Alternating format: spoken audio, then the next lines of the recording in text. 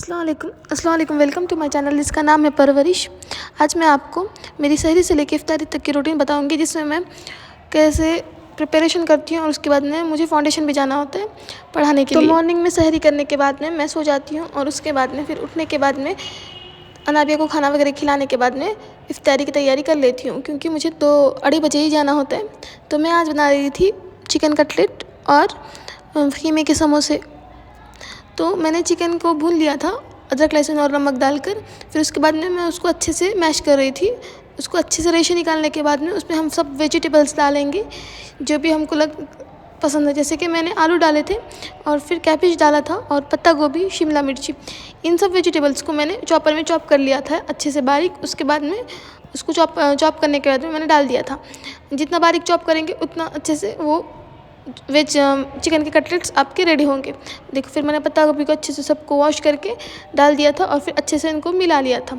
फिर इसमें आपको जो भी मसाले डालना है, जैसे कि नमक, हल्दी, मिर्ची, और मैंने मैगी मसाला डाला था इसमें। फिर चीज़, मेयोनीज़, जो आपको डालना है आप डाल सकते हो। आप अगर किसी को चीज़ नहीं पसंद है तो वो अवॉइड भी कर सकते हैं, बट आपको जो डालना है आप डाल सकते हो। अच्छे से इसको मिलाने के बाद में फिर आप इसके अच्छे से टिक्कियाँ बनाइए और आप इसको 1 मंथ तक के स्टोर कर सकते हो फ्रिज में। मैंने क्या किया था, इसको अच्छे से टिक्कियाँ बना ली थी और फ्रिज में स्टोर कर दिया था, क्योंकि अगर मैं ना रहूँ तो इसको हम लोग फ्राई कर सकते हैं। इसीलिए मैंने इसके अच्छे से टिक्कियाँ बना के रख दी थी। देखो, मैं चीज़ भी डाल रही थी, फिर सभी मसाले डाल के मैंने उसको अच्छे से टिक्कियाँ बना दी थी। अब अगर आपके पास आइसक्रीम की स्टिक्स हो तो आप उसको भी लगा कर रख सकते हो। तो देखो, ये मैंने अच्छे से इसकी टिक्कियाँ बना ली थी। उसके बाद में एक तरफ मैंने क्या किया था, मैदे की और पानी को मिलाकर एक मैदे की स्लरी बनाई ली थी। और ब्रेड क्रम्स, अगर आपके पास ब्रेड होंगे तो आप मिक्सर में पीस लेना और उसको ब्रेड क्रम्ब बन जाता है उसको। फिर इसको ऐसे डुबा कर ब्रेड क्रम्ब की कोटिंग करना और सबको अच्छे से कुछ देर के लिए फ्रीजर में स्टोर करके रख देना, क्योंकि वो कोटिंग अच्छे से उस पर लग जाएगी। आप भी ना इसको ट्राई करना घर पे, ये बहुत अच्छे बनते हैं। तो फिर उसके बाद जैसे मैंने इसमें फ्रिज में रखा, उसके बाद में मैं एक तरफ क्या कर रही थी, 2-4 दिन से मतलब रोज़ा रहने की वजह से दूध बच रहा था। तो मैंने सोचा कि दही जमा लिया जाए। तो ये मिट्टी की हांडी लाई थी बाज़ार से। तो मैंने क्या किया, दूध को गर्म किया और इस मिट्टी की हांडी में दूध को सभी डाल दिया और दही जमाने के लिए रख दिया था।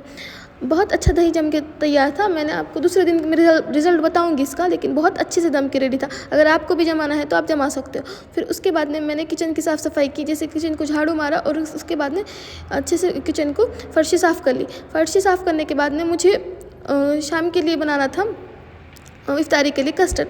तो मैंने क्या किया, पहले कस्टर्ड को अच्छे से दूध को गर्म कर लिया था और फिर जो कस्टर्ड पाउडर होता है ना, उसको क्या करें, एक थोड़ा सा पानी में ले और उसको अच्छे से मिक्स करें, क्योंकि ना अगर हम डायरेक्ट कस्टर्ड पाउडर में डालेंगे तो उसमें लम्स रह जाते हैं। तो इसको अच्छे से आप मिक्स करें। उसके बाद में कस्टर्ड पानी दूध में डाल दें और जैसे ही कस्टर्ड डालें ना तो कंसिस्टेंसी कंटिन्यू उसको घुमाएं, नहीं तो वो नीचे लग जाता है।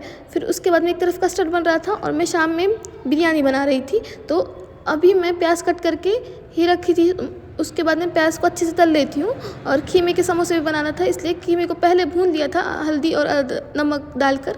और एक तरफ देखो कस्टर्ड बन रहा था और एक तरफ मैं बिरयानी की भी तैयारी कर रही थी, अखनी बनाना था। ये प्याज तल के तैयार थी मेरी और मैं फिर अखनी के लिए सभी सामान कट करके रख दी थी। ये देखो, कीमे में बाद में मैंने प्याज वगैरह डाल के अच्छे से पका लिया था। कीमा रेडी है, सिर्फ समोसे के पट्टियों में उसको डालकर फ्राई करना था। एक तरफ मैं अखनी बना रही थी। देखो, मैंने प्याज और टमाटो से उसको भगा दिया था और फिर गोश्त को एक तरफ गला लिया था और फिर सभी मसाले डाल के अखनी को अच्छे से बना लिया था। अगर अभी अखनी बना लूँगी तो शाम में सिर्फ आने के बाद में अदन देना होता है और जल्दी बन जाएगा, क्योंकि सब लोग तरावी पढ़ के आएंगे तो भूख लग जाती है। तो मैं भी 9 बजे आती हूँ, इसलिए लेट हो जाता है। इसलिए अभी जल्दी जल्दी करूँगी तो बाद में क्या होगा, टाइम नहीं लगेगा। देखो, ये अखनी भी बन के रेडी थी। अखनी में सभी गर्म मसाले सभी डाल के मैंने अच्छे से भून लिया था अखनी को भी। उसके बाद में अनाबिया के खाना खिलाना था, दोपहर का खाना खिला के जाती हूँ। तो फिर मैंने क्या किया, अनाबिया के लिए बना रही थी मैं उत्तप्पा। मैंने डोसे का बैटर डाल दिया था और जो भी वेजिटेबल्स थे मेरे पास, जैसे कि गाजर, प्याज और टमाटर, ये सभी को चॉप कर लिया था चॉपर में। और फिर इसको अच्छे से स्प्रेड करके ऊपर तेल डाल दिया था और थोड़ा सा मसाला डाल था, नमक वगैरह। अच्छे से इसको बना के अनाबिया को उत्तप्पा खिलाया। बच्ची ने अच्छे से खाना खाया। उसके बाद में मैं उसके लिए उसके बाद में अनाबिया को अच्छे से खाना खिलाने के बाद में मैं रेडी होकर चले गई नीटिज़न पे। 2:30 हो चुके थे। फिर ये देखो, मेरा देवर मुझे छोड़ने के लिए आ रहे थे। फिर वो मुझे छोड़कर चले गए नीटिज़न पे।